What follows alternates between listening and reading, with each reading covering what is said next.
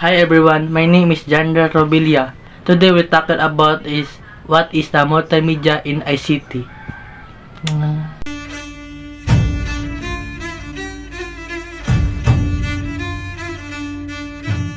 Talk about ICT. ICT stands for Information and Communication Technology. They include all the tools and systems we use to store, share, and process information, like internet, mobile phone, and computers.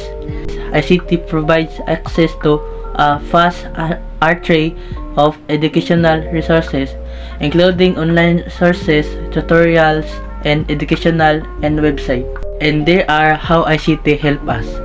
Number 1, makes communication faster, like email, video calls, and social media. Number 2, enhance education, like online learning and digital books. Number 3, boost business, like e-commerce and digital marketing. Multimedia is a use of different types of content like text, image, audio, video, and animation. To communicate information, it makes learning more engaging, entertainment more exciting, and communication more effective.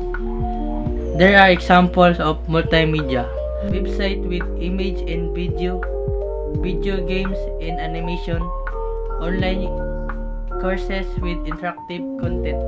That's it. Why is the multimedia in ICT is important? Multimedia in ICT have changed our world, from education and entertainment to healthcare and business. They make life easier and more connected and more interactive image. A world with a social media, online shopping, or video streaming. Important ICT has created a new job opportunities and enable to entrepreneurship and contributing to economic growth and development. E-commerce and digital payment. Multimedia in ICT have enabled e-commerce and digital payment, expanding market access and facilitating financial and transactions. That's all. Thank you, everyone.